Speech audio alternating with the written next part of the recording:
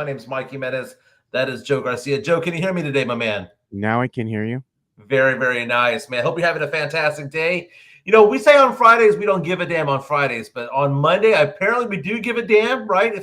If Fridays I don't give a damn Friday, we give a damn on Monday. Lots to get into: sports, pop culture, nostalgia. Your San Antonio Spurs have won 3 in a row, 5 out of 7 games without Wemby, without De'Aaron Fox. Dare I say it, the Spurs are hooping.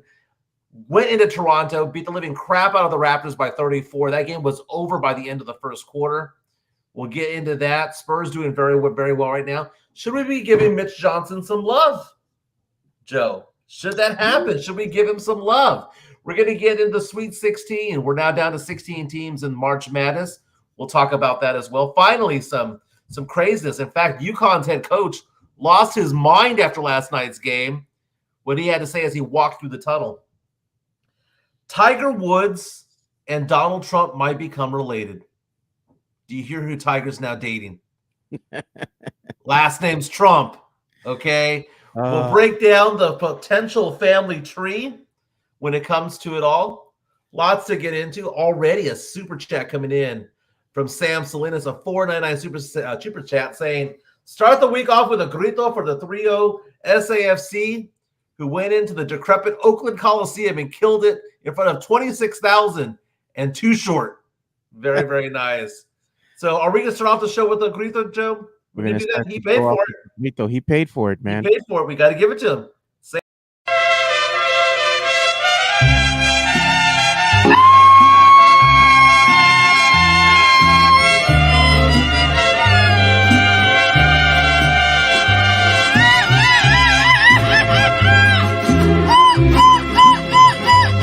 Presumir a mis amigos les conté que en el amor. Very nice, very nice. Already off to a profitable start to the week, Joe, with a $5 super chat from Sam Salinas. Our chat is powered by MCS General Contracting. Again, they have that diamond hard concrete. But Joe, we'll also talk about the Dallas Cowboys because I read 2 mock drafts over the weekend. Both of them had the Cowboys drafting the same player. And it wasn't a running back. It wasn't Genty. It wasn't Omarion. It was a name I hadn't heard of before. But, Joe, we're going to present this guy to you because you might know the name very well. And let's just say he ran a 4.29 at the combine. Does that get you going, Joe? Does it get your juices flowing as a Cowboy fan? Again, we're going to go till about 11:30, 11:45, talking sports, pop culture, and nostalgia. Dark Aeon's already on the podcast, on the chat line saying, I start your podcast 1 minute behind so I can skip those gritos. Joe, is the grito getting old, Joe? No, the grito never gets old. That's what separates us from everybody else. We got our own thing. We keeping it puro here. But I was going to say, as a Cowboys fan, the Cowboys arguably need some talent, right? They need a running back, and they could use another wide receiver, right? Mm-hmm. If they can address both of these issues in the draft, does this make the Cowboys a contender in the NFC East? Do you think they can contend with the Washington Commanders? Do you think they can contend? The Commanders are looking good, man. The Commanders are looking tough. The Eagles have lost a lot of players on defense right now, but let's talk about this whole Cowboys thing because we don't have to spend too much time on it. But the Cowboys, early on with all the mock drafts, because here's the thing, the draft's in a few weeks. It is. It's in a few weeks. We're all going to be super excited about it. We're going to hear all from Mel Kiper Jr. and all the ESPN talking heads talking about all this.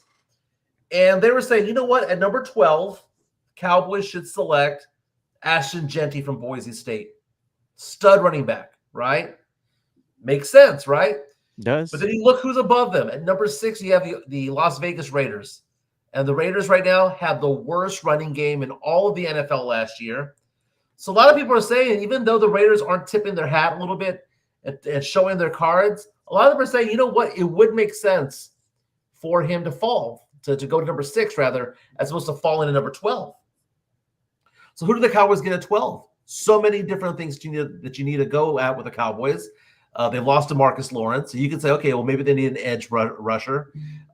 They might need somebody in the secondary. They have a need at running back. They have a need at wide receiver. What exactly is the need? And it seems to me like you just basically do the best player available, right, of those 4 spots. So, Joe, the name that's kind of popping up right now, who we were having this conversation a month ago, was considered to be a late first rounder, early second rounder kind of guy, but now is moving up the draft boards, is Matthew Golden of the Texas Longhorns. Wow. I mean, the guy's a stud, a star wide receiver for the Texas Longhorns. So much so, I was on the Sports Illustrated's mock draft this weekend, and Fox Sports and Yahoo's, and guess what they all had? Yeah. Cowboys at 12 taking Matthew Golden.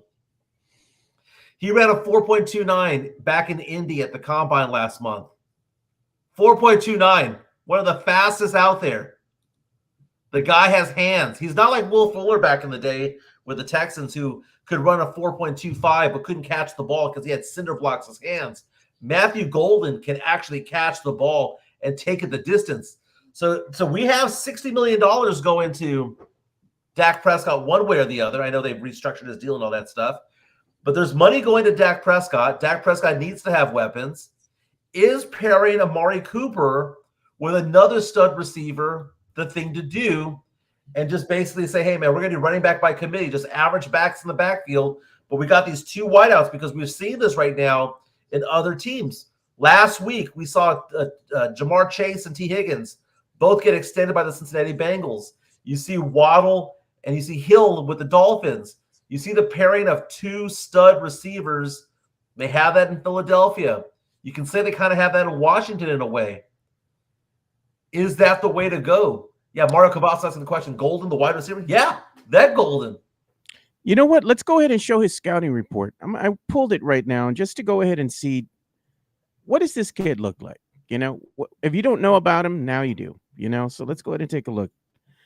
This is what they're showing right now. This is coming from NFLDraftBuzz.com, right?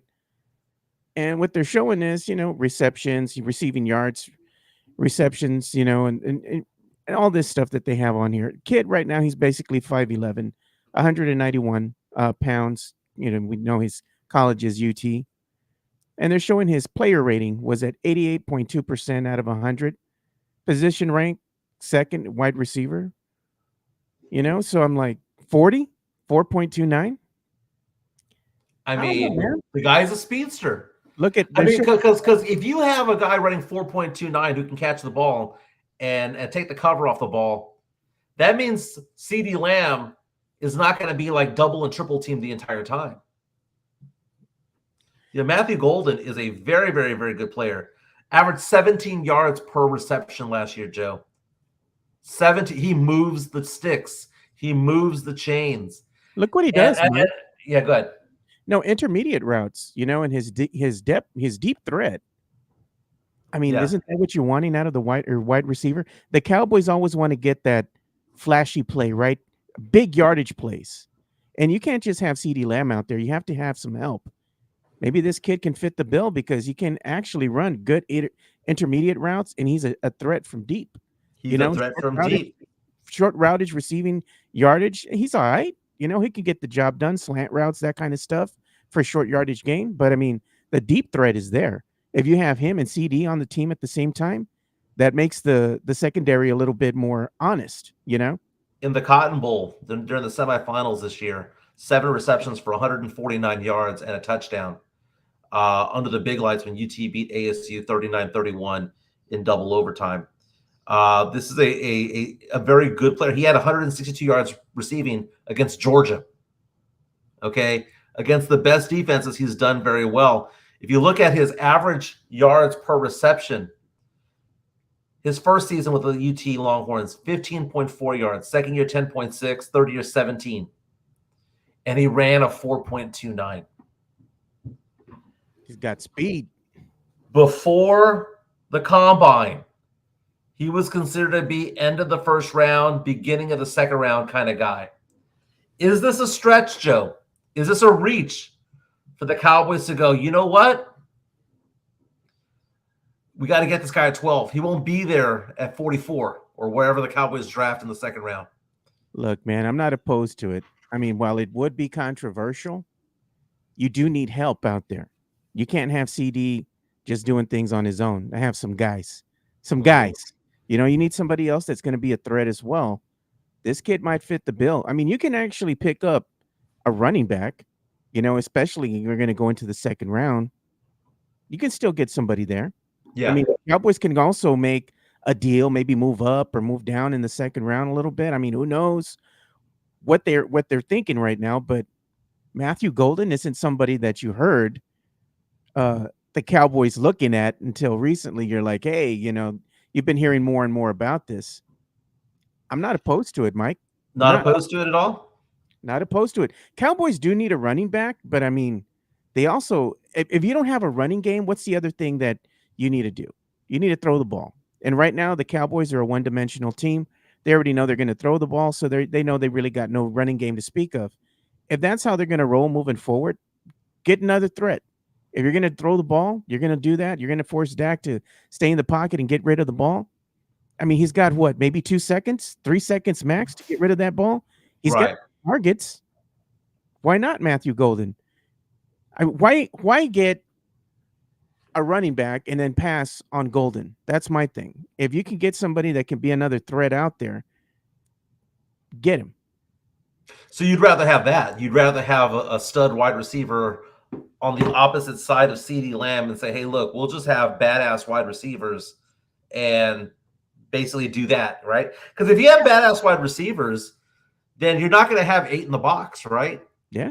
Whoever you have back there in the backfield should have a little bit more room when it comes to it all. Jesse reaches out to us in our chat powered by MCS General Contracting saying, gotta build the line. Dak is older, had injuries, ain't as mobile as before. Also, no more Cooper Rush. Cooper Rush is signed with the Baltimore Ravens, so that's a big deal as well. All the mock drafts got released today. I'm looking at them right now, so we'll probably power through them this week. USA Today, Yahoo, Bleacher Report, New York Times, CBS Sports all released our mock drafts this morning. But the ones that were released over the weekend had Matthew Golden listed there at number 12. But the Cowboys could go in a lot of different directions. Some people like Mario Cavas saying this might be the year that the Cowboys should actually go back. That maybe, just maybe, picking up that third or fourth rounder by moving back 4 or 5 spots would be a good deal, right? Because you know where Matthew Golden's going to go. Now, the other name that's out there in the draft that I think is kind of interesting is Shadur Sanders from Colorado, Deion Sanders' kid. I saw one mock draft. Most of the mock drafts out there have him going to the top 5, right? That's just the way that quarterbacks go, right? We've had years where 1, 2, and 3 have been quarterback because, you know, you have teams that get desperate. They need to have that guy under center. But I saw a mock draft from a credible site this past weekend saying that Shadur Sanders could fall to the 20s. We've seen that happen before, Joe. Brady Quinn back in the day, coming out of Notre Dame, he fell in the draft. Famously, Aaron Rodgers fell in the draft. He was supposed to be a top 6, 7 guy, and he dropped all the way to the end of the first round. And, you know, you have that. There's always that one guy that's in the green room who is sweating bullets because he was supposed to go here and drops all the way down to here. Sometimes their name's not even called in that round. They invite, 15 names? You might have 2 of those names not even make it into the first round. Because should Shadur Sanders be that guy, or does he get drafted early on simply because he's Deion's kid? I mean, if he didn't have that name Sanders behind him, he'd just be a guy. Would he just be a guy? Yeah, I think he would just be a guy if he didn't have that name Sanders behind him.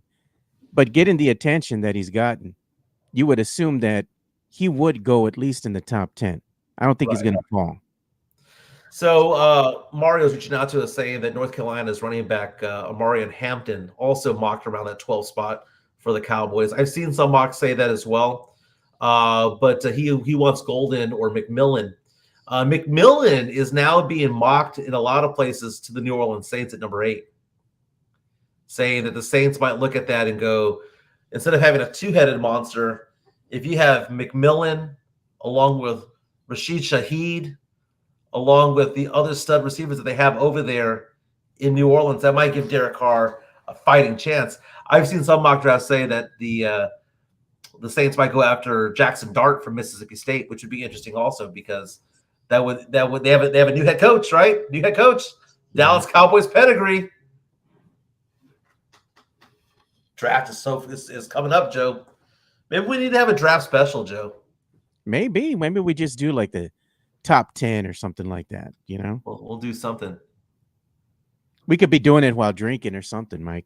Well, we had that good party over at Pete's place there in Helotes for the NBA draft. That was pretty fun. Big Sean's predicting that Shedeur Sanders is going to New Orleans. If he's there at 8, I don't see how the Saints get past him. You got to sell tickets somehow, right? Yeah. You got to sell hope, and that's what the Cowboys do, sell hope. But I find that funny, Joe, that you don't think that the Cowboys can say no to a stud receiver, especially if it's like McMillan. If the number one receiver drops down to 12 and he's there, you got to take him. You got to take him, man. I mean, the Cowboys do need a running back, but also they do need a wide receiver to pair with CD. You have to have that 1-2 punch out there. Yeah. And if Dak has more targets, that's going to make the Cowboys overall a better team. Now, I think the Cowboys, and here's the thing, you got to think about it this way. If the Cowboys can get a stud wide receiver and they can get a decent running back, if you have 2 threats out there that Dak can throw to, wouldn't that open up the run game for you a little bit? I mean, it's chicken or the egg, right? Which one comes first? But I mean, does the run game open up the passing game, or does the passing game open up the running game? I can see it both ways. I think that if you have a decent running back, it doesn't mean that you have to have a superstar out there that can go ahead and get you a couple yards here and there. That's not bad. That you could live with that. You'd have some balance out there. And right now the Cowboys have become one-dimensional. But if you're going to become one-dimensional, you might as well give it a hell of a shot. Make it make it to where the team is a really good threat. Even though you're a one-dimensional team, you have the pieces, you have the targets to throw to that can actually maybe make you a threat in the NFC East. Maybe you can be in that conversation of, are you going to be one of those teams that's going to be much improved from the prior season? Because let's face it, Commanders are getting a lot better. The Eagles have fallen off, as you said, because they've lost a lot of players. They might not be as good as they were in the prior season. The Cowboys might be 2 pieces away from, hey, being a contender again in the NFC East. Who knows? Yeah, meantime, I'm over here hoping and praying that Kellen Moore does well for the Saints. Man, I'm over here hoping and praying for Kellen Moore. But I find this to be interesting because we have some people in our chat line saying that you need to build the offensive line first. And my question is, do you need to have the stud player first or the offensive line? Or does that even matter, right? I would much rather have an average offensive line and a stud running back than have a great offensive line and a mediocre running back.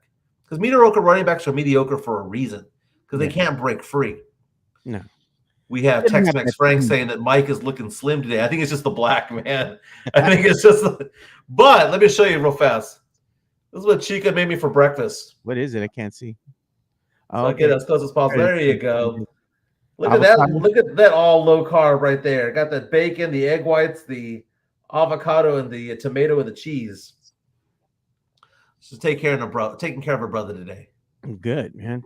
That looks good. Alex Noriega back from Las Vegas. He was in Vegas betting on the first 2 rounds of the tournament. Says he likes Kelvin Banks Jr. for the Cowboys as a first-round pick, also from UT Longhorns, by the way. He has the highest upside, Alex says, of any lineman in the draft. That's not a sexy pick, Joe. That's not a sexy pick, right? Remember when the Cowboys wanted Johnny Manziel? Oh God, I'm glad they passed on him, Jerry. They didn't let him mess that one up. They said, "No, Jerry, we're passing on this dude," and they did the right thing, man. And they got a stud offensive lineman. He's going to be in the Ring of Honor one day. Who's now retired, right? It's been that long, right? Yeah. Or he's moved along. It's not a sexy pick, but wouldn't that be the prudent pick? I mean, isn't that winning football? You win in the trenches. That's what they always say. You win in the trenches, right? And the Cowboys do need some help both on the offensive line and the defensive line there. But at the end of the day, too, doesn't Dak need some targets to throw to? Don't you need a running back? It's all about Dak, man. You put all your chips in the center of the table when you offered him the $60 million deal. When you made him the highest paid player in NFL history, to then turn around and say we're not going to focus on you is kind of weird. The Packers did that with Aaron Rodgers back in the day. Back when Mike McCarthy was coaching Aaron Rodgers, remember? They would ask him to take pay cuts. They would ask him to do this, that, and the other. And then they'd go off and they wouldn't sign any receivers for him. I remember that. So, Joe, okay, CBS Sports, USA Today, Yahoo, they released their new mock drafts in the last 3 hours. Joe, which one do you want me to go through real fast? I'm going to pick one out of them. Yahoo, CBS Sports, or USA Today. I like CBS Sports. Let's go with them. All right, Pete Prisco coming at you. Okay. He has the number 1 pick overall, being Cam Ward, going to Tennessee. Abdul Carter going to the Browns at number 2, the edge rusher. Shadir Sanders going number 3 to the Giants. Travis Hunter going number 5, dropping to number 5. Wow, if Jacksonville got Travis Hunter, that'd be huge. He has Ashton Genty, the running back from Boise State, going to the Raiders. He has my Saints at number 9, taking Tyler Warren, who's the top tight end. They passed on Brock Bowers last year, who they could have had, but they would make up for it by taking Tyler Warren. They have Kelvin Banks Jr., who Alex had mentioned on our stream over here, going to the Bears at 10. Dude, if the Bears got Banks at 10, along with the 3 Pro Bowlers they got in free agency on the offensive line, and then you pair them with Banks, God, Caleb Williams would have no excuse. What would our friend Carolina Teague say? Oh, I know. Interesting. At number 12, Pete Prisco, CBS Sports, and I would like this pick for the Cowboys. Yeah. They would have them going after at number 12, Will Johnson, the cornerback out of Michigan, 6'2", 195.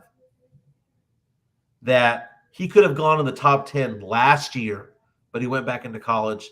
A little bit of an injury. It says the Cowboys need a young quarter who could start from day 1. I wouldn't be mad at it. I wouldn't either, man. I know it's not something that's popular right now, but the Cowboys have never been known to kind of go where everybody else is predicting. They kind of do their own thing. They do their own thing. They do their own thing. So would it surprise me? Nah, not at all. Hey, Joe, let's talk some NBA. Okay, so here's the thing. You know how everybody on Spurs Twitter has those apology forms? Yeah. Sign the Sohan form, right? Sign the Vassell form. Sign the Keldon Johnson form, right? That's all we ever hear, right? Last week was the sign the Mamu form. I'm going to say a name that maybe we should sign a form for, Joe. No. Are you ready? I already know. Should we be signing a form for Mitch Johnson?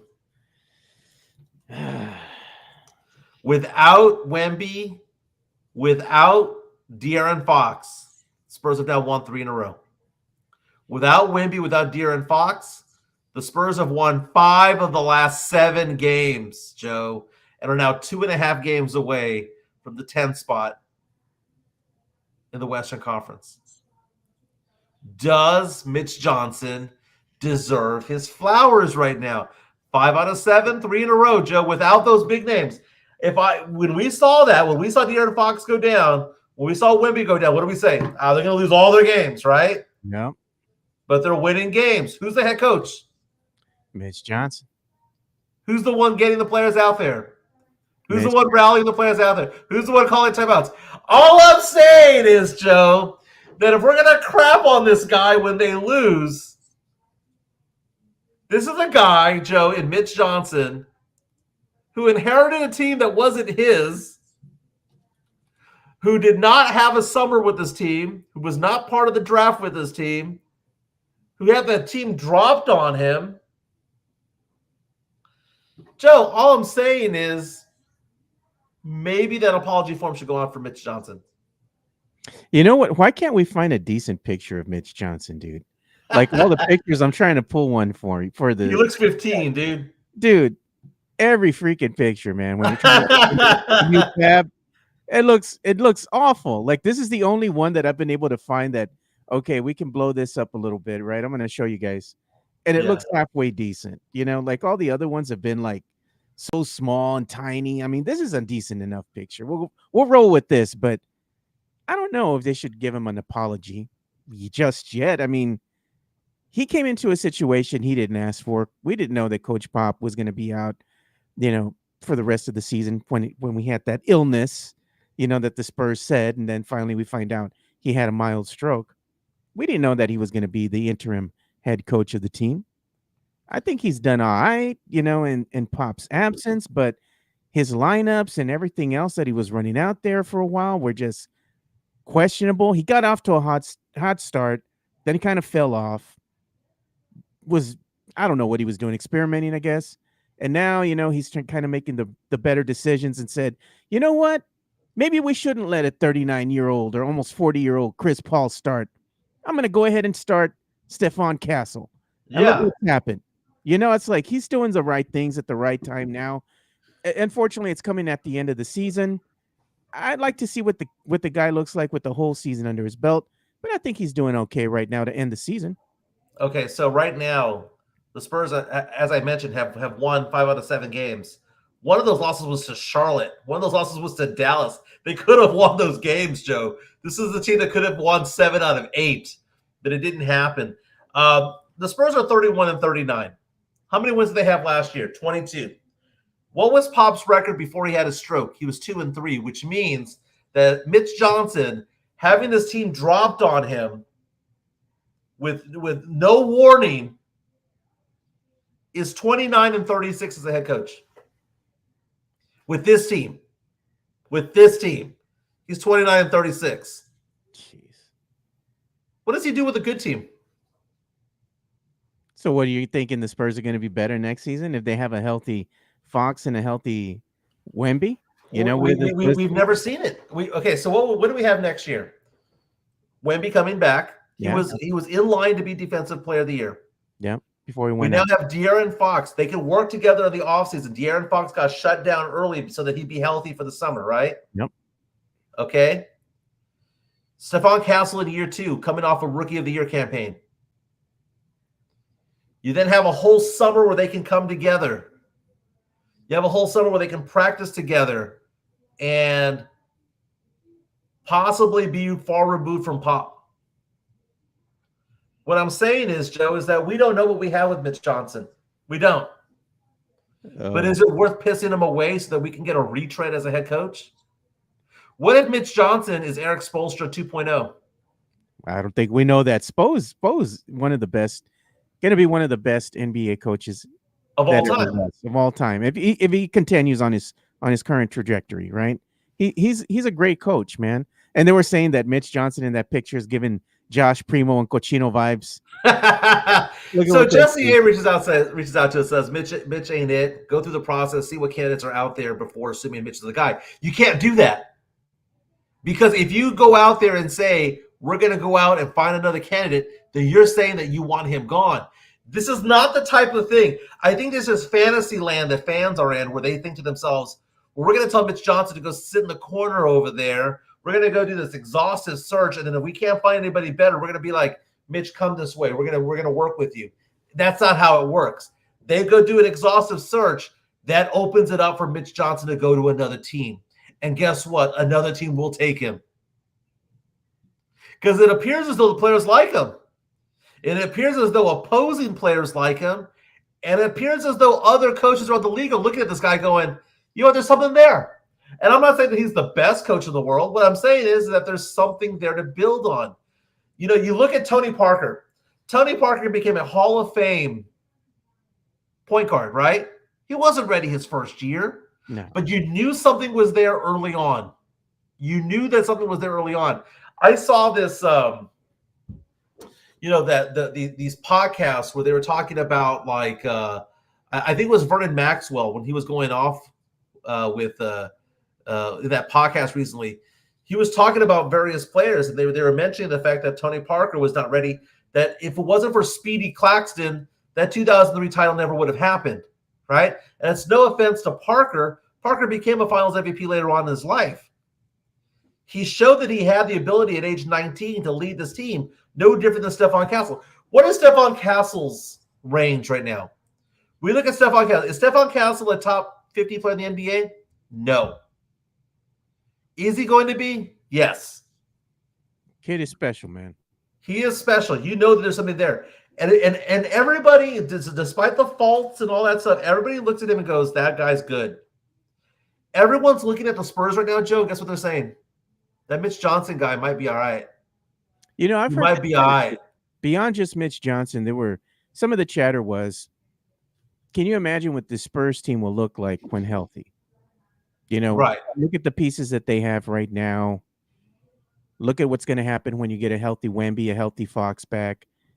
You know, and what they've done right now, they're going to start ending the season. Looks like they're going to go on a little bit of a win streak here. That's great. At least you got something to build upon for next season. You know, if you're just the guys out there playing these games right now. But if this team when healthy next season, expectations are this is going to be a team that's going to be in the play-in. They're going to make the play-in. This team is going to be good enough to either make the play-in or get us, let's say, a playoff spot, right? They're going to have a playoff berth next year. That's the expectation. Now, big question mark, who's going to be the leader of this team? Who's going to be the coach? Is it going to be Mitch Johnson? Are the Spurs going to go ahead and address this situation in the offseason, in the summertime? What are they going to do? You know, they have to have a successor. Can you imagine if Mitch Johnson goes to Phoenix? I mean, there's a lot of teams out there. There are a lot of teams out there that they're going to have, change out coaches this year. And you have a decision to make as to whether or not you want to go after a retread who's been around the block a while, a Mike Budenholzer, a Mike Brown. You know, there's a lot of names out there that have been bounced around from place to place to place. Yeah. But there's others who will look at it and say, you know what, we need to have a young guy. And can you imagine if the Spurs piss him away to go after a Brett Brown type of guy who's been around the block a long time, and a Brett Brown who's never been a winner takes over the team, and they just become an average team. But meantime, you see, much like Zach Collins and Trey Jones balling out elsewhere, you see a Mitch Johnson go to a team that has a little bit more talent and takes that team to the playoffs. And we're going to be looking at each other like, why didn't we keep this guy? Spurs fans are frustrated right now because this is year number 6 of losing records, right? So Spurs right now are like, man, Mitch ain't that guy. They would have a longer leash for him if the Spurs had some winning seasons sprinkled in. But because it's been so long and we're so tired of losing, Spurs fans are looking at him and not seeing what they've got. They got a guy who took over a team that had just won 22 wins in back-to-back seasons. And he's got, 30 some odd now?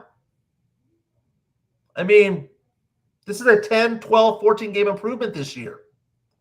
Now, the Spurs have back-to-back hard games. They've got, Detroit, Cleveland, and Boston. And the Spurs will probably lose all 3 of those games. They'd be lucky to win 1. Yeah.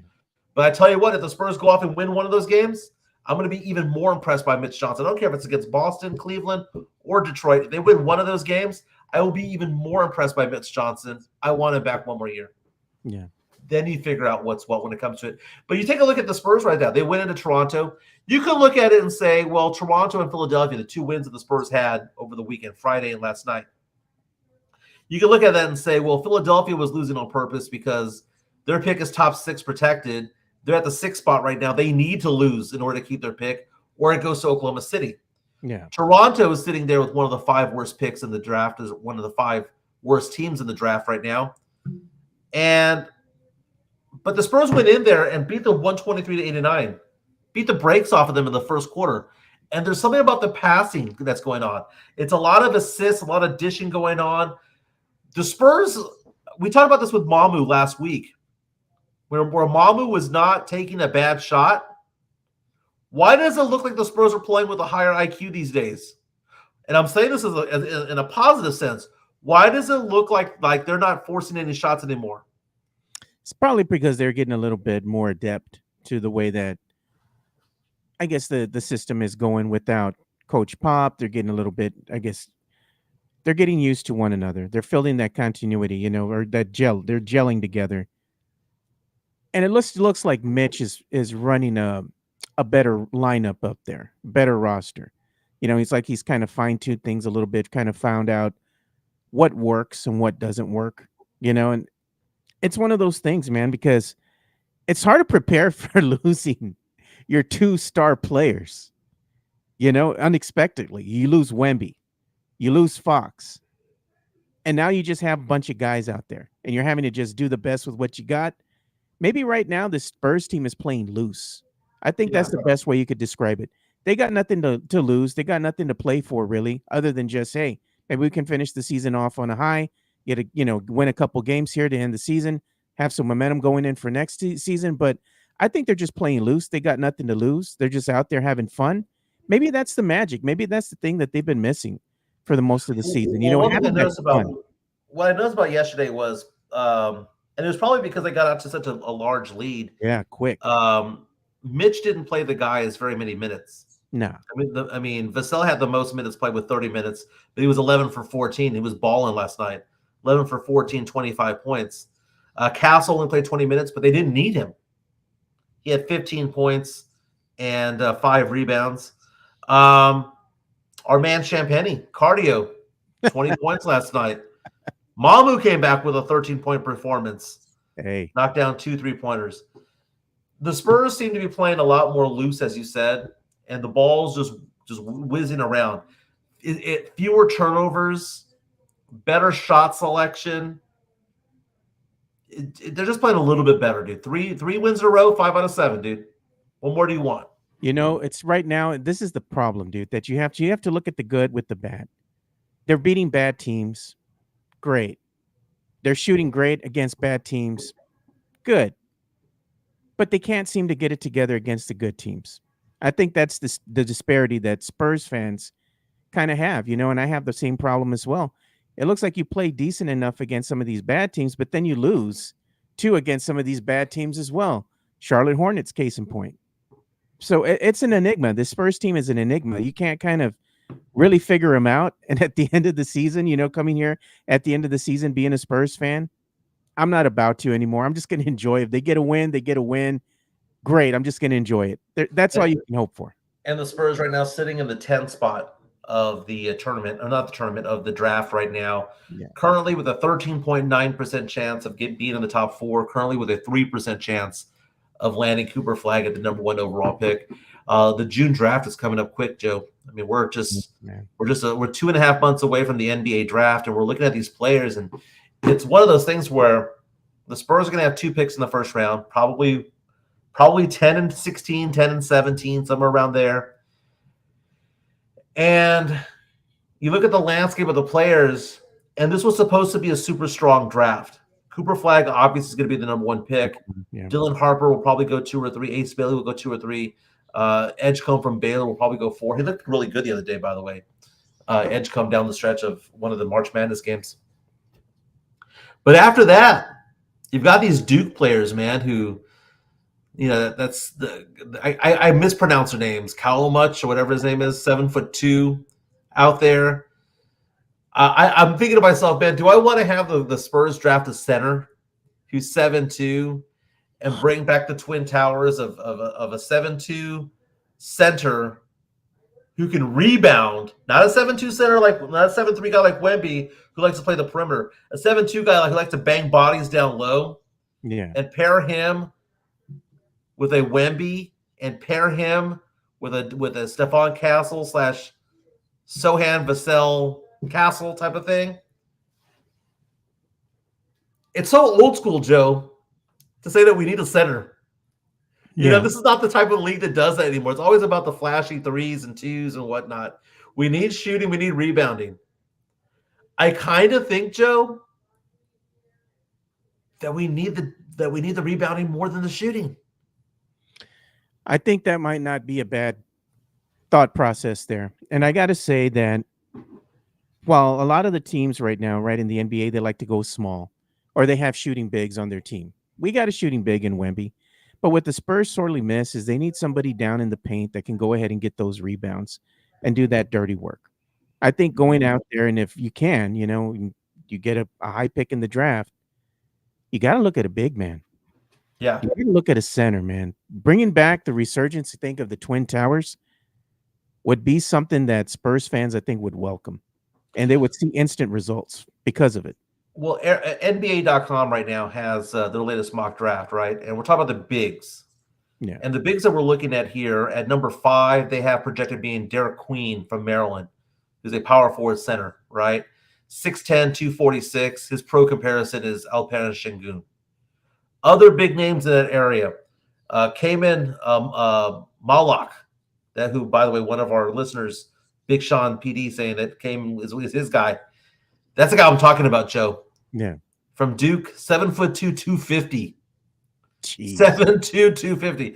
He's compared to Mark Williams, who's just basically a bruiser who likes to rebound, right? It says, regardless of how productive or quiet Cayman has been on a loaded offense, the idea of having a 7'6" length, defensive mobility, elite finishing, physical screening, and potentially some shooting range is going to be very attractive to teams, is what it says. 7'6" wingspan. So imagine a defense, Joe, because the Spurs right now have a pretty, efficiency in some standpoint in offense. It's just defense sucks. But you have a defense out there with Cayman down there, with Wemby, Sohan, Fox, and Castle. Jeez. I'm just saying, Joe, I know it doesn't fix the shooting woes. I know that there's still some outside shooting that needs to be done. But a Cayman down low,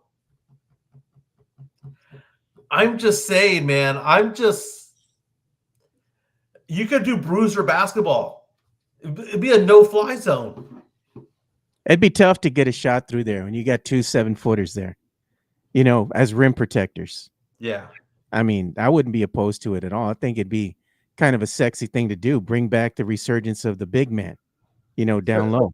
So Cayman and probably Asa Newell from Georgia, who's a power forward center, 6'11", 220. That guy can rebound and shoot. Okay, he's not 7'2", 6'11", but he can rebound and shoot. He can do both, right? Yeah. So you give me one of those two guys. I'm excited. Jesse A right now on our YouTube stream. Mike is throbbing right now. You know what I throb for? I throb for fine concrete placement. Let's give some love to our good friends over at MCS General Contracting. That diamond hard, that throbbing concrete.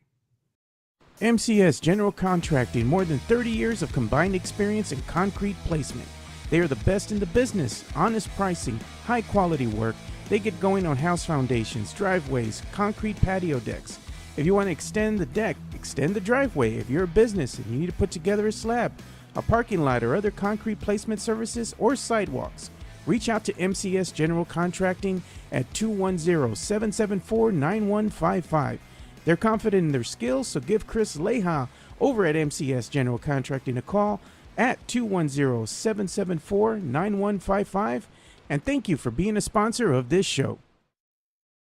That's right. Doesn't matter if it's residential. Doesn't matter if it's commercial. Doesn't matter if it's military.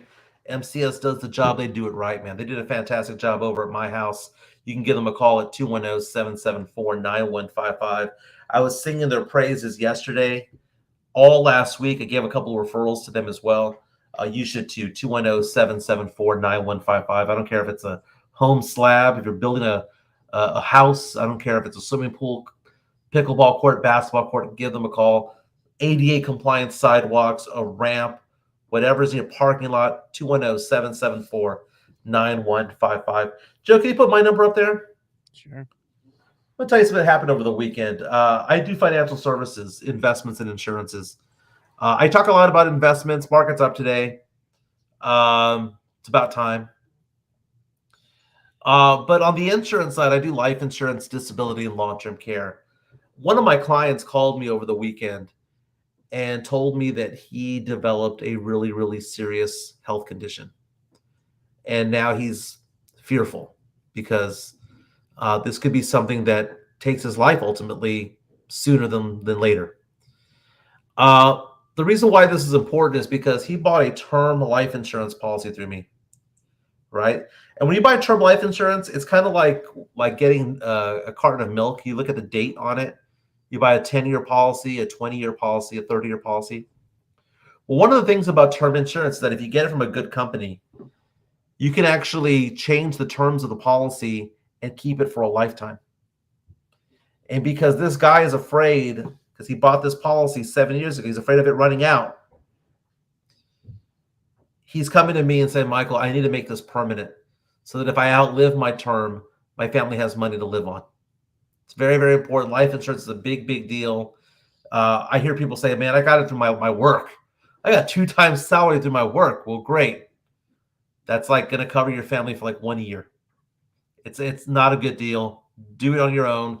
Give me a call, 210-508-0369, 210-508-0369. I tell people I prepare for the best and I hope for the best and prepare for the worst when it comes to things. Don't just do retirement planning. Get life insurance, get disability insurance, take care of your family, 210-508-0369. Joe,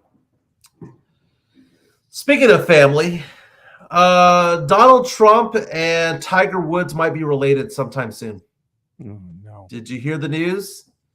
Look it up on TMZ Sports, Joe. Tiger Woods got himself a girlfriend. God, another one.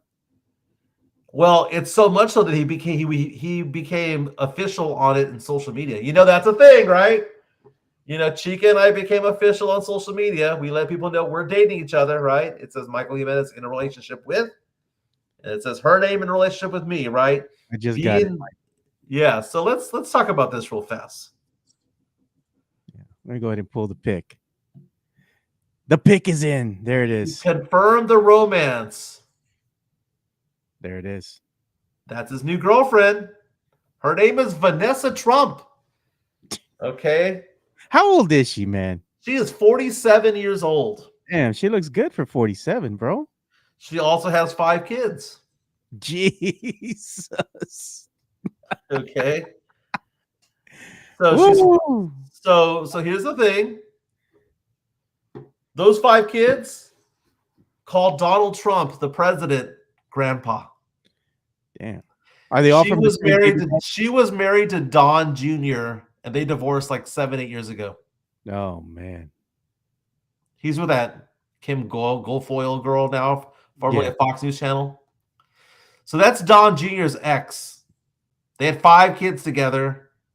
She is now dating Tiger Woods. They made it official online. On top of that, guess what her daughter does? High schooler, senior, going to be playing Division I sports in college. Guess what sport she plays? Basketball. Golf. Golf. Oh, man. So it runs in the family. You know, Tiger's son is a golfer, like he's a junior golfer. Her daughter is going to be playing D1 golf. Yeah. So your thoughts on the potential, like let's say they get married. That would mean that Donald Trump's grandkids, 5 of his grandkids, are being raised by Tiger Woods. Your thoughts? I don't know, man. That's just weird. Nothing but weird. And look at Tiger, man. Brother, you gotta do something about that hair, man. Oh, dude, when it's gone, it's gone, dude. Just shave it off, dude. It looks bad, man. That receding hairline, it's looking worse than Stephen A. Smith's. Dude, it ain't coming back, man. No. There's no Hims product that's going to bring that hair back, man. It's just not going to. So it says the golf legend announced the exciting news with photos of them. If you want to scroll down, they're in a hammock together. They're hanging out. Again, I believe she's 47. I think he's 49. She was married to Donald Trump Jr. from 2005 to 2018. You'll remember Tiger was married to Swedish model Ella Nordegren from 2004 to 2010. Whatever happened to her, dude? I wonder what happened. Oh, she took his money and left, man. Dude. The whole Tiger Woods saga is interesting because that's going to be a great movie one day. What is it? 30 for 30? Dude, you need more than just 30 for 30. You need like a whole Netflix special on it. Tiger Woods, is he the greatest athlete of my lifetime? No. That would be Michael Phelps, bro. Come on. No, Michael Phelps does one thing. He just swims fast. Come on. He swims fast. So no. This whole thing about Michael Phelps is great. He's great. Tiger, but you know what the difference? Do you know what the difference with a 100-meter swim and 200-meter swim is? Nothing. It's the exact same sport. Tiger only played golf, Mike? Tiger Woods didn't just play golf. He was the best golfer of all time. And he was going to go down as the greatest athlete of all time until the whole cochino-ness got in the way. He had an affliction of the flesh, Mike. See, whenever people say that they're addicted to sex, I think they're lying. That's just nonsense. Just say you're cochino and be done with it. Addicted. Come on, you're just cochino. You're going to go to the doctor, and what are they going to say? We designate you, man. Your illness is cochino. Dude, I mean, a therapist will take your money and give you a diagnosis for the sake of doing it, man. What are you going to say? Now, there are some real addictions. People are addicted to alcohol. People are addicted to drugs. And there are addictions out there. People don't get addicted to sex, Mike? No. That's stupid. Come on, Mike. What do you call it? Cochino? He had the means. He took advantage of it. He got caught. He got busted. And then he's like, oh, my God, I have to go to therapy because I'm addicted. No. Look at Jesse A. Says the greatest athlete of our time is Timothy Theodore Duncan. Well, that lived in the 210, yes. But come on. Greatest athlete of our time, Tiger Woods? No, man. Yes. No. Who would it be? Michael Phelps. Come on, man. What about Michael Jordan? You can make that argument. I know you're going to put Kobe up there because I know you have a disdain for Kobe. I hate Kobe. Come on, man. I hate Kobe. Is Chica right there listening to you? Oh, Chica just walked in right now. So Chica walked in. She's doing her hair color. And she usually has blonde highlights. But she's now a brunette. Oh. Kind of interesting. Nice.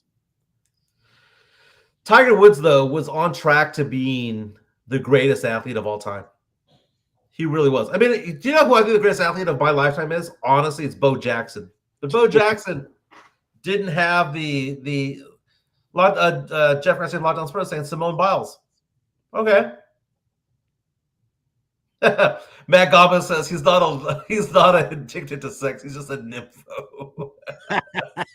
Tex-Mex Frank saying Tiger has cochino-itis. Now let me ask you this: why would she want to be with him other than just money? Right? I mean, look at the. This guy was banging hookers and was banging strippers, and he went through this whole list of like cochinas. Mike, isn't that what every politician does, bro? But she's not a politician. No, but I'm saying Tiger Woods. Yeah. That's what all the politicians do. Even, was it the preacher man from back in the day, Jimmy Swaggart? Remember him? He got caught banging a freaking hooker. He came out on TV and said, "For I have sinned, I have an affliction." I'm like, I'm addicted. I have an addiction. No. You're cochino. That's it. That's it. It's not an addiction. Come on, man. Any book that says that that's an addiction is stupid. Oh, man. It just means you're a selfish narcissist is what it is. That's all it is. Cochino-itis. You know what? She's probably going to get something from him, dude. That's just... Yeah. Hey, it's the same thing Usher has, bro. Usher has like STD galore, bro. Come on. Very nice. We just saw a comment there from Locked On Spurs and Jeff Garcia. Let's give him some love. Locked On Spurs for your daily content of your San Antonio Spurs, silver and black. Locked On Spurs is your daily Spurs podcast, hosted by Jeff Garcia, the lead Spurs writer for Ken's 5 San Antonio. Jeff has a healthy plethora of guests all the time on the Locked On Spurs podcast. You can also follow Jeff on Threads at Jeff G Ken's 5 SA. You can also follow Jeff on Twitter at Jeff G Spurs Zone. So make sure you go ahead and give Jeff a follow not only on Threads and Twitter, but also on YouTube at youtube.com/@LockedOnSpurs. This is where you're going to be able to find the replay of the Locked On Spurs podcast. Make sure to like, subscribe, and share.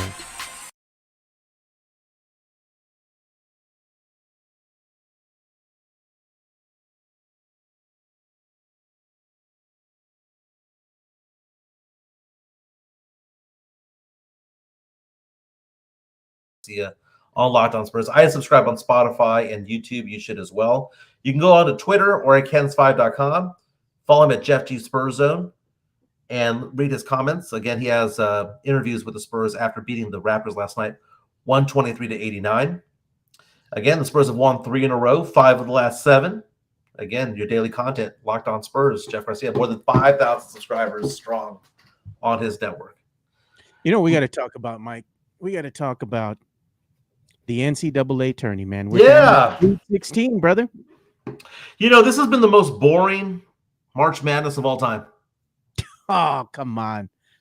Well, I saw this article the other day, and it asked the question about, like, the Cinderella stories that you hear. Yeah. Back in the day, you know, you would hear this 15, 14, 13, 12 seed, you know, just go off and become a Cinderella, right? I'm going to tell you the 2 things that are killing it. Those play-in games, that 11 matchups and those 16 matchups are killing it, right? Texas either belonged to this tournament or they didn't. The fact that they were given an opportunity to play into the tournament is stupid. But the real thing that I've been reading articles about, and I'm trying to kind of percolate in my head here, is whether or not NIL is killing March Madness. How many Cinderellas do we have right now? Not one. I don't consider any of these teams Cinderellas. And that's the whole point of March Madness. What's happening is that the teams that have the money are the guys that are moving on. Ah, okay. So let's hear that, Joe, because who is one of the teams that's still in the tournament?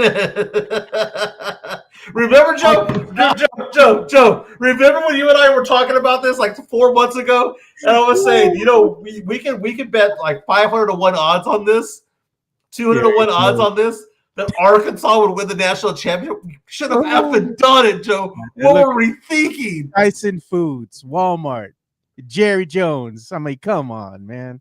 Dude, okay, so Jerry Jones has put more money into Arkansas basketball than he has the Cowboys. Okay. He invested more time. He's all in with Arkansas.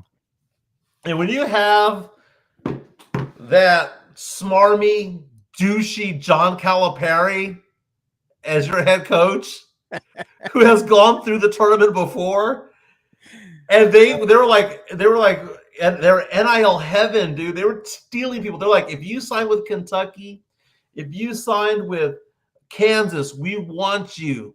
Come over here. We'll pay you more NIL money. Just come to Arkansas.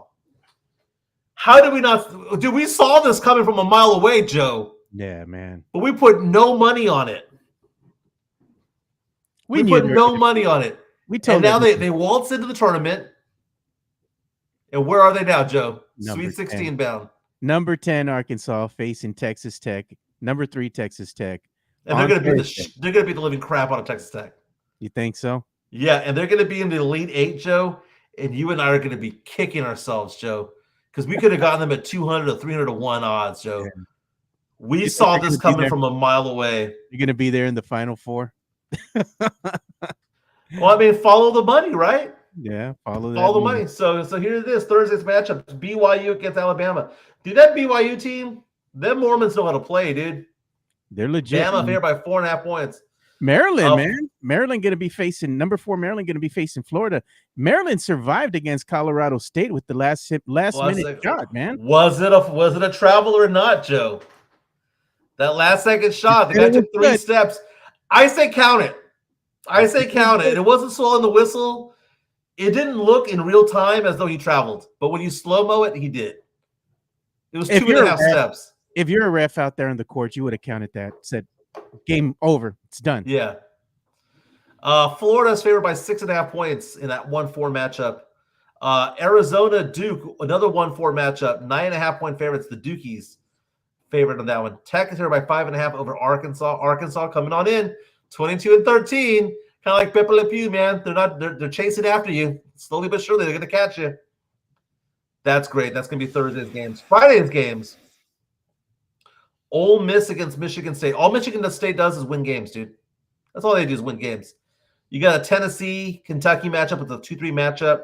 Auburn taking on Michigan. And then Houston, who barely survived against Gonzaga, taking on Purdue. I don't know if Houston's going to survive, man. Purdue's a scary team. I don't know what it is. They just hang around. They just hang around. Joe, there's just no Cinderellas, so it's kind of hard to get excited about this. I'll get excited around Elite Eight. I'll get excited if we see Jerry Jones, the owner of Tyson Foods, and the founders of Walmart in the stands, and we go, oh, now we know. Just follow the money, Joe. What do all these teams have in common, Mike? They're all blue bloods. They all got money, brother. Yeah. All these teams have money, man. It's no surprise they're here. There was a coach that got fired over the weekend. Did you see this, Joe? No.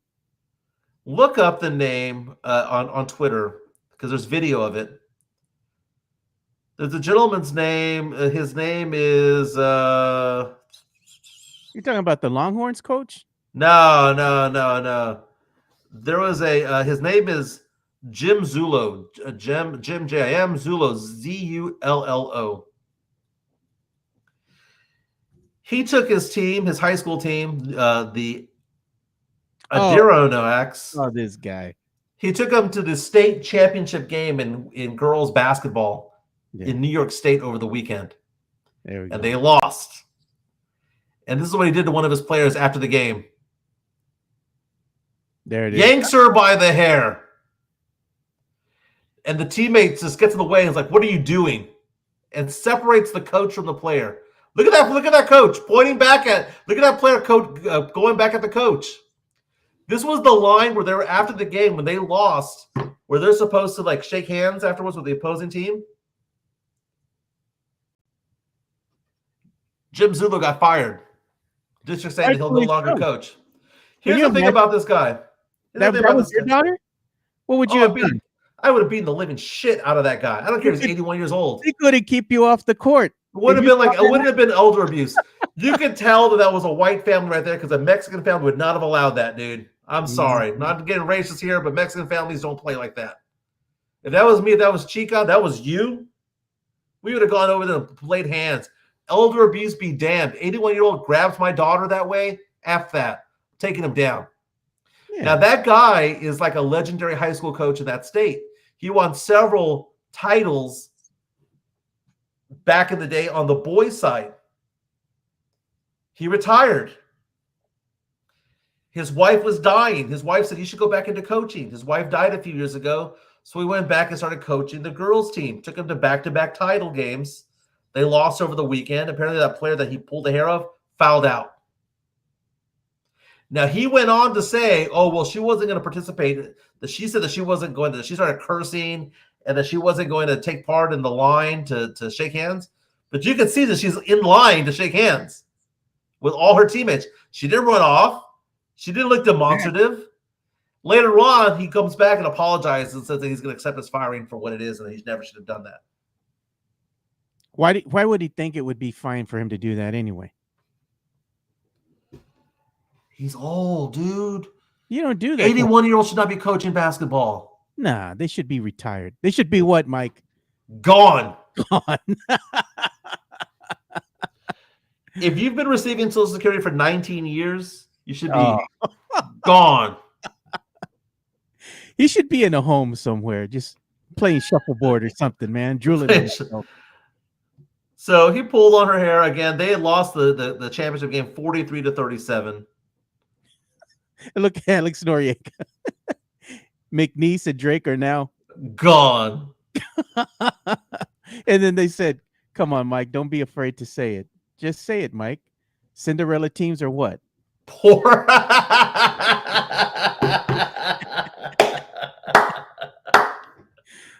Say with your chest out, Mike.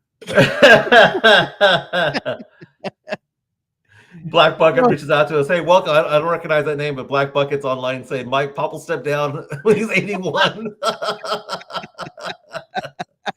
He's got a 5-year plan. What's that 5-year plan? Don't die. Adam Sandler quote. God. Brutal, Joe. What did you do over the weekend? What did you do over the weekend, Joe?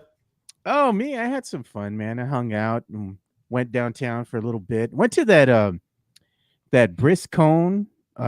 Was it Western Museum? I never been. Oh, the Briscoe Western Museum downtown. Yeah. I went and checked it out. I was like, hey, it's pretty pretty nice down there, I enjoyed it. And then on Sunday, went for a little drive, got bored. I was like, man, I want to do something. It's going to be a nice day. Went for a drive on 281, man. Went past Blanco, went all the way to Johnson City for a bit. I was over there just hanging out. Drove about an hour outside of San Antonio. Nice little relaxing drive. Stopped off at the Dairy Queen there in Johnson City. Got a blizzard, came back around, stopped off in Blanco, got down, took a look at some of the little shops they had there. Had some nice barbecue places, man, downtown in Blanco, Texas. It's like I got to go back there and visit that. I think next time I'm going to make the trek over to Wimberley, and I think this next time I'm going to go ahead and do the Devil's Backbone. You go ahead and have all the sights and stuff that you can see when you're doing the Devil's Backbone. It's supposed to be a nice scenic route that you take, so probably check that out too. Got to learn to do things now that I'm going to be moving out, doing things on my own, So it's like, hey, man, just go out there and look for some adventure. Go have some fun, man. I did a bit of a drive yesterday. I mean, all day long I did a drive for the most part. Chica and I, we're looking for land. We're looking for places to call home, and right now I'm hanging out in Conroe, but maybe it's here, maybe it's close to San Antonio, somewhere in the middle, hill country, don't know. So we don't know what's out there. So we literally just went for a ride yesterday and started driving around. So right now where I'm at, I'm 2.5 hours from Dallas. I'm 1.5 hours from downtown Houston. I'm 3 hours from San Antonio, and I'm 2.5 hours from Austin. It's kind of a weird situated, like we're kind of in the middle. So we started looking at this one town called Magnolia. And Magnolia is going towards San Antonio. And I was looking at it on a map, and I was thinking to myself, we're going to Magnolia, which is about 20 miles west of here, 25 miles west from here. I'm looking over there, and I'm like, dude, we're like dead center of San Antonio, Houston, and Austin, and Dallas. Yeah. All four cities. We'd be right smack dab in the middle of the woods, right? But it was cool. So we're driving around this neighborhood, and there are these multi-million-dollar homes, right? The houses there were ranging between $700,000 to like $2 million right now. These are like on 5-acre plots and all that stuff, right? Tracts of land. And anyway, we kept on asking ourselves, what do these people do for a living? Like, who lives here? Like, these aren't celebrities. These are just people. Like, how do they get so much money to live on a $2 million home? I mean, the property taxes alone have to be astronomical. Probably lawyers and doctors and that's what I think. I mean, people I think Mexican nationals too.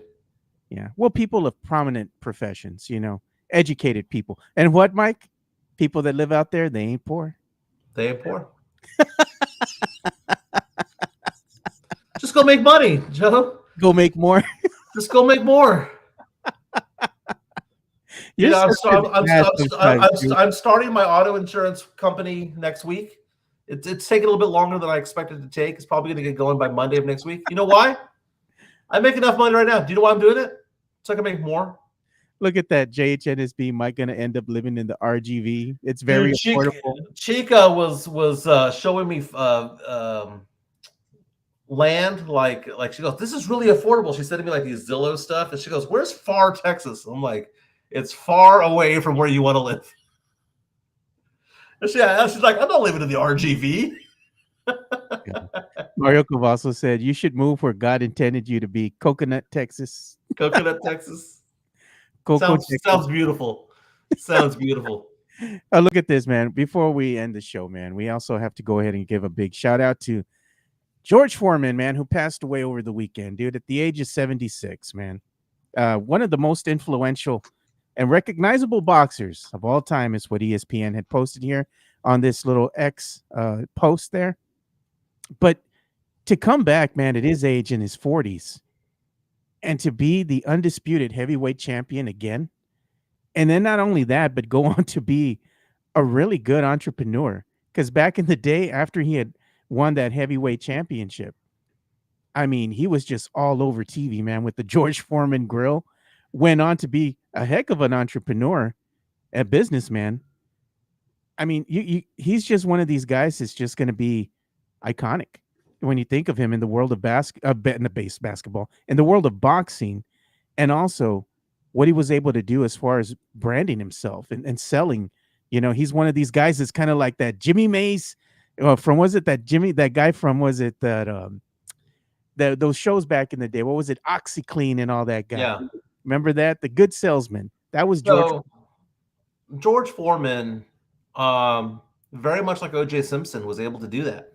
Was able to be an all-time great at what they did on the sporting field, but also to do that on a commercial sense as well. I asked the question earlier this weekend: is George Foreman known more for being a boxer, or is he known more for being the spokesperson for the George Foreman Grill?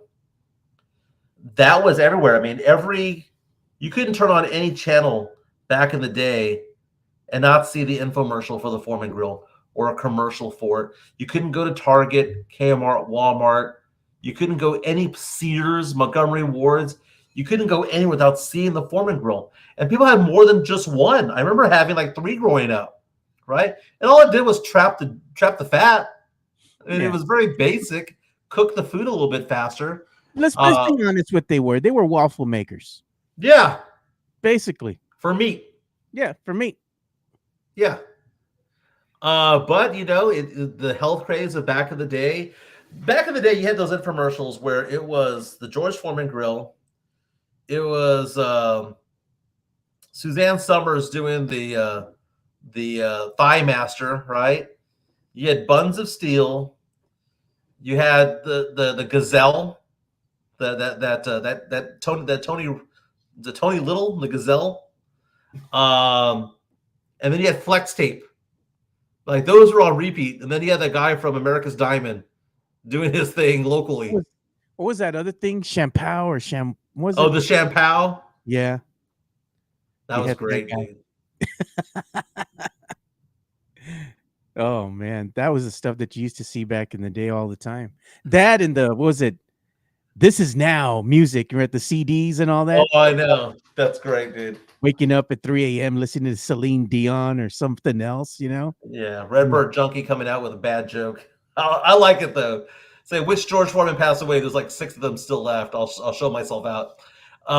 Yeah, because George Foreman named all of his sons George. It happens. It happens. Latinos do that too. Look at it's your shake weight.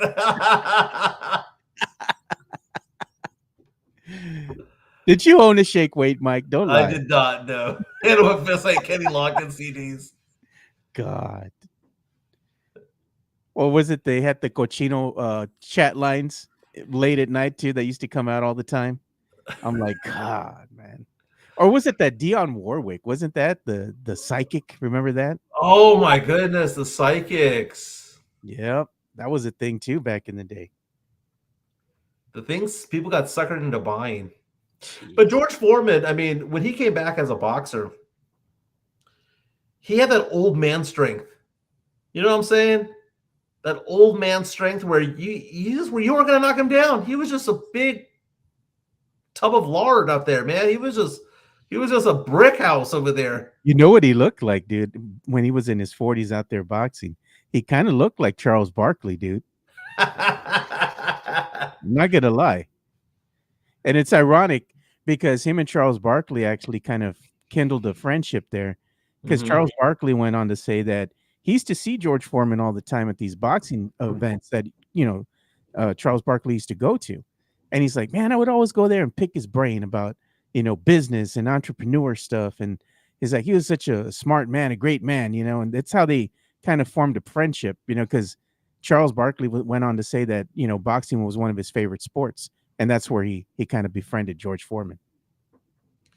Hey, if you go to TMZ.com, there's a new article coming out. It just dropped 5 minutes ago. Remember this name? It says singer Mark Morrison arrested for shoving a restaurant manager at a swanky restaurant. Happened in Florida. He was at the Le Bar and Vin in Palm Beach on Saturday night. And we see a mugshot of Mark Morrison. He sang the song Return of the Mac. Oh, from back in the day. Return of the Mac. There it is. Arrested for shoving restaurant manager. Dude, that's a great song, man. Dude, nothing like 90s R&B. Return of the Mac. I was listening to Montel Jordan yesterday. Not This Is How We Do It, but Get It On Tonight. That's a better song. Cleo. Mario Cavazos asking about Cleo. As I said, his second time looked like he wasn't even punching dudes hard. They just went down. He's talking about George Foreman. Oh, God, Redbird Junkie. Girls Gone Wild, man. Oh, my God. That was all over the place. Oh, man, I forgot about that, dude. So Mark Morrison's accused of yelling and cursing at the venue's general manager, that he got upset over an event that he was planning. And then the cops apparently got brought in. Things got escalated. He shoved the manager in the upper body. The manager did not fight back. 2 people jumped in and separated the two. And now the dude got arrested. Mark Morrison, Return of the Mac. One-hit wonder, Joe. Yeah, one-hit wonder. And before we go, I'm going to leave the boys over here. I'm not going to include you in the chat conversation, but I am going to show them what I was telling you the other day. And I texted this to you because I was sitting there watching TV, and all of a sudden the Crest commercial comes out. And I'm like, Mike, that Dr. Garcia from those Crest commercials, dude, she's a nugget, man. It's a fake commercial, dude. I don't care. It's a fake commercial. I'm just saying the actress is a nugget, dude. I had no idea what you were talking about. She's cute, man. Her name is Gigi Salguero. If you want to look her up, man. But she cute, man. I was looking at that Crest commercial. I'll be like, damn, she fine. You know, they say 4 to 5 dentists agree. You know, who's that one dentist that doesn't agree? And that's not a dentist, Joe. Hey, I'm just saying. I mean, I'm just saying she looked cute in her little scrub right there. And that's like, I'm going to look up the actress there and see what is her name? Like, what else has she been in? And I was like looking her up, and I'm like, damn, she kind of cute, man. It's like I'll let Dr. Garcia look at my teeth. Demon Joe in the house. Yeah, Demon Joe in the house. So we're gonna have to get those apology forms printed out for Mitch Johnson. Again, they have a 3-game stretch that's really, really tough. Right? They got the Pistons, the Cavs, and the Celtics. We're probably gonna lose all 3, and everyone's gonna be like, "Oh, we told you, Jimenez." But I know. But what are average teams, Joe? An average team's an average team, Joe. The Spurs beat up on bad teams and they lose to good teams. That's just who we are. That's what we are right now. Are the Cavaliers an overrated team right now? They're No, one man, of the best team in the NBA. But here's the thing. You've seen this happen in years past where you have a number 1 seed, best team in the NBA. They go in there and they might make it out of the first round. And then that second round, they get absolutely blasted, dude. Well, typically you have some teams playing possum, like the LeBron teams. And this all started in 2013 with the Spurs, is that Pop came to the realization that the regular season didn't matter. And because it didn't matter, you just save your guys. You load manage, you do whatever to get prepared for the playoffs. This year's a little bit different, man, because we know that Boston's really good, and we know that Boston's really not playing positive. There's a really good team. Cleveland, 57-14, best team in the NBA. I think Oklahoma City is the best team in the NBA with a better record, 59-12. What's interesting is what's going to happen in the Western Conference between the 2, 3, and 4 seedings. Houston's a 2 seed right now, 46-26. 1 game behind them is Denver. 1 game behind them is the Lakers. The Lakers, were on fire there for a moment there. But have lost 2 in a row, have lost 6 out of 10 games. So it's how that's going to stack up. I don't see any team beating Oklahoma City this year. None. I think Oklahoma City is going to run through the West. It's who's going to survive in the East. The Knicks, Pacers, Bucks, and Pistons are not. It's a 3-team race to win who's going to be the NBA champion. OKC, Cleveland, and Boston. It's going to be one of those 3. I'll give everybody else the field. Give me those 3 teams. Look at Redbird Junkie. So Joe's brushing his teeth like it's a shake weight. And then let's end the show on a good note, Joe. Look at Jesse A. He said Mike transferred his demon powers and title and little black book back to Joe. Mario Cavazos. Let's end with this, Joe. He's saying my Econo's $39.95 optical. Can we find that guy's photo? God, what's his name? Oh. Dude, that's a great reference there, man. Didn't the guy get killed? No, he died, dude. There he is. Mike Yucknitz. Mike- That's his name. Let's go ahead and see if I can get a good photo of this dude. He was disgraced, man, because wasn't he trying to have his wife killed, and that's why he was in like trial or something like that? Yeah, I'm looking up a case that story about it. I forgot about this guy. There This he guy. is. Oh Mike- my god! Why is he selling? Why is he selling glasses looking like a pimp?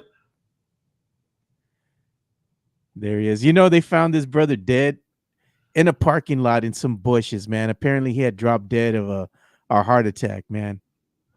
20-year Air Force veteran. On top of all that, Yeah, started the Maikano optical chain back in the 1990s. he was just the At 4 face. locations. Yeah, he was just the face of the business, but the brains behind everything, running the business and getting the contacts to bring all these, cheap eyewear over here. That was his wife, dude. He was just the face of the business. Because look at, man, now that he's donezo, the Mhm. business is still going strong. The wife's still running things behind the scenes. Yeah, so he was accused of a murder for hire, but he was found dead before the trial started. At the in-town suite, the parking lot of the in-town suites on Bandera Road. Look at this true story. His son was trying to get my sister's digits back in the day. So what do we learn today, Joe? We learned today that Mike Yucknitz will live in infamy in San Antonio. We learned today that Tiger Woods could be taking care of the grandkids of Donald Trump. And that was it Vanessa Trump likes cochinos. Or cochinos with money. I mean, Don Jr. then Tiger Woods. Couldn't they go after regular people? No. He's got money, dude. That's about apparently all you need. Do women want to date poor men? The answer is no. I should ask. You know what? That's a good question to ask Chica. Good Babe. question to ask Chica. Like if it's a good guy and he has no money, but he's a good guy, and he's working hard and all that. There's literally a song that says this, babe. Oh, she can hear me. She's downstairs. There's a song that says this. It's called No Scrubs, dude. But live at home with your mama. Oh, yes, son. I'm talking to you. Joe asked the question: if a guy is a good guy, he works hard, but doesn't make a lot of money, do women want to date a good guy that's poor or a cochino that makes money? Oh, okay. So you have a choice. You have a choice. Do you want to date a cochino that has money and treats you like crap, or do you want to date somebody that just works hard, has an honest living, but not a lot of cash, but treats you right? That's a loaded question. I want to know what Chica thinks. You should ask her that. Not now, Let's see but if I get her on video. Let's see if I get her on video talking about this. Yeah, that's a good question to ask Chica. I need it from a women's perspective, She's doing her hair right now. So no, she's busy, dude. But I'm saying ask her that question. I think that would be cool. I mean, what they say and do might be two different things. I'm just saying, in general, pick your poison. That's funny. Well, fellas, hit the like button on the way out. We really do appreciate it. Thank you all so much. We're going to be back tomorrow. I'll probably be back in studio sometime this week. Joe, have a good day. Everyone, thank you so much for being part of our stream. Mario, Hannibal Fist, Redberg Junkie, Jesse A. All of you guys. Progressive. Who else do we have in here today? JHNSB, Alex Noriega, Black Bucket, Tex-Mex Frank, Jeff Garcia, all you guys, Matt Gomez, David Otwater. Mario. That's right. Everyone have a fantastic day. We'll be back tomorrow. See you boys tomorrow. Bye. We're out. Yeah.